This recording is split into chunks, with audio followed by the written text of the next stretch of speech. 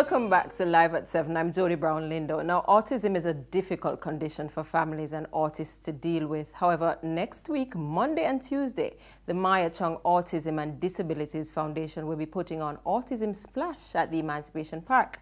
Autism Splash will offer free diagnoses to children, teens and adults living with autism, as well as offering free information and resources about living well with the disorder to persons whose children and/or relatives or charges have been diagnosed with autism. For more on Autism Splash, we're joined by its project creator, Maia Chung, and Canadian High Commissioner to Jamaica, His Excellency Stephen Hallihan. Good evening. Thank you both for joining us. Good evening. Thanks for having us. You're welcome. Maia, let me first of all say congratulations for the work you've been doing for the last 3 years. I know it cannot be easy. And of course, it is one of those landmark things that have taken place in Jamaica. Now, Autism Splash, where did that come from? All right. One point of clarification, we'll be doing screenings. And it's very important that Jamaica knows that it's screenings because diagnoses take a long time to do in the autistic world. Autism Splash is a name I came up with off of Reggae Sunsplash. Oh. Many may have heard of Reggae Sunsplash. Autism is not fun, and if you've known anything about the foundation, is we've always tried to incorporate an upbeat element to an approach to living with the disorder. It's not the only disorder in Jamaica, but it is very miserable to live with. It breaks up marriages, it's financially draining, it causes depression, the children are most oftentimes abused. So a part of the mandate of the Autism and Disabilities Foundation, MCADF, and our team is to, anything we try to do to bring awareness has to have fun. So the Splash will offer screenings. It will offer exhibits by Mustard Seed. Lions of Mona will do free eye screenings. There will be RADA there to teach mothers and fathers how to earn a living while at home and taking care of the disabled child because you can't necessarily leave. But we'll have an oldies selection going throughout the whole thing. Louis Lepke, Tenasaw, food will be there. Don Youth, Golden Child, has flown down to perform for the 2 days. Oh. So it will be a splash of groundbreaking proportions whereby this has never been done, and it is free to every Jamaican, and it's all thanks to CEDA, and that would be represented by Mr. Hallihan right here beside me, and I have to say thanks to CEDA, very much so. Just before I bring in the High Commissioner though, the issue of screening, why is it so important? Is it that based on your numbers, it's underdiagnosed still, autism? All right, yes, it is. And it's not comparable to even the clients that the foundation has serviced over the 3-year history. If you go to the official agency, and I'm not at liberty to say the name of the agency, and ask them for the number of cases in Jamaica for the period 2004, you would have 2 cases for 2004. In 2005, you would have 3. As in 2 new cases or for the existing cases? For the year. Currently, there are thousands of autism cases because I am in the realm of that area now, so I deal with them, I know the schools. Schools are all across Jamaica. So they use a diagnostic standard to give you those numbers, whereby they use the number of persons who have gone through the public health system. So if for 2004 there were 2 cases, and I know my son never went through that, they're at least missing 1, so it's bad. Without a screening that leads to the diagnostic papers, the papers are like passports. Right. An autist, severe or otherwise, cannot be schooled, therapied, or anything unless you know what you're doing with them. So it is fundamental. This is the lifeblood of making progress to dealing with the disorder. And you intend to use that information from the screening you get, I hear, to write a position paper, but also to create a database that the foundation will make available to the 3 agencies that have the 3 state agencies that really oversee that kind of thing: Ministry of Health, Ministry of Education, and the Ministry of Labor and Social Security. We're going to give them this database as well as write this position paper, and we want to choose some families with the help of the CFLI funding that we will walk through to coping, who are not now coping. Hi, Commissioner. How did CEDA get involved in this? Oh, that's a very short and positive story. I got to start off by saying it's going to be more than a splash. It's going to be a tsunami, I hope. That's what we're aiming for.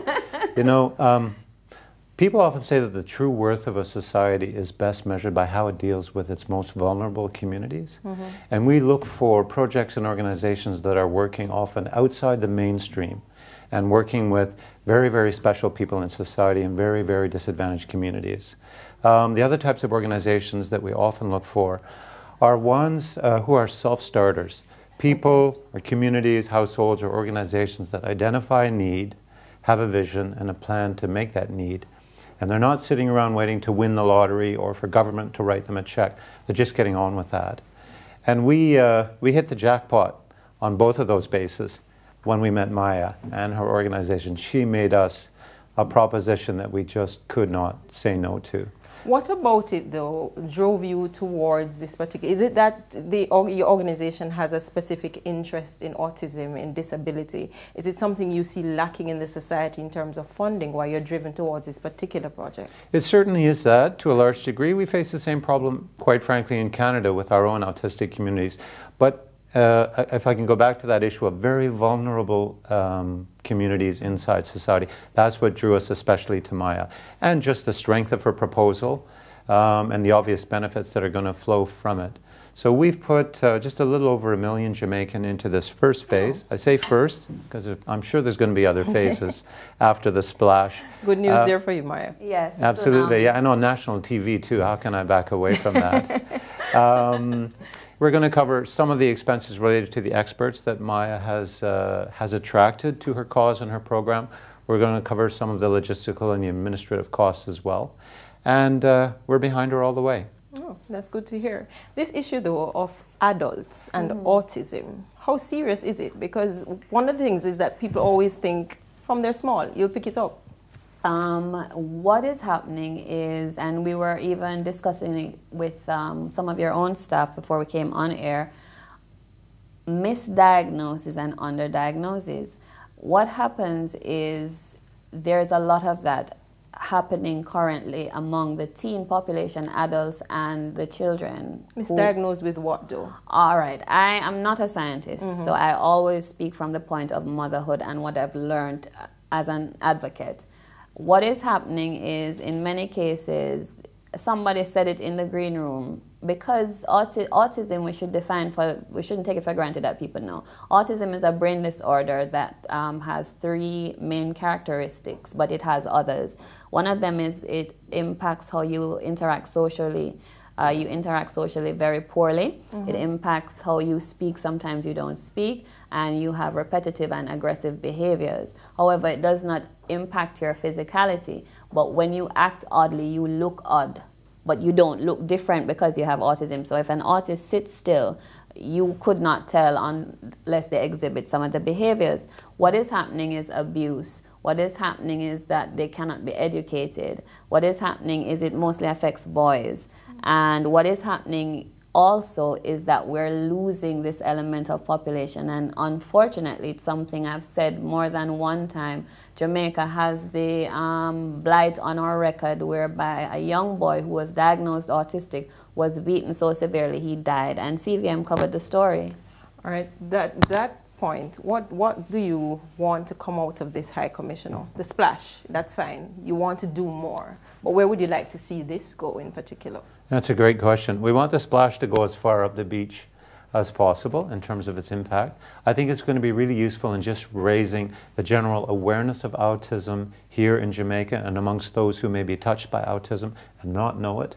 It's certainly going to provide immediate benefits, I think, to families who are already suffering from this disease but don't know where to go. And as Maia says, and perhaps the most strategic point, it's going to give us a start point in terms of research and maybe an entry point in terms of a study that's going to be produced that's going to help us and help Maia and her community impact on government policy. Maia, quickly, just in terms of the time and your main objective, I know you have a target you want to reach in terms of those numbers. We have less than 10 seconds. We would love to log a database of at least 200 new autism cases. Okay. And we're on Monday. And Tuesday? Tuesday, Emancipation Park, 9 to 5, free to the public. Come out, please. That's free. Please do. Interesting. Yes. All right, thank you both for joining us here on Live at 7. Live at 7 continues right after this break. There's a hero. If you look inside your heart, you don't have to be afraid of what you are.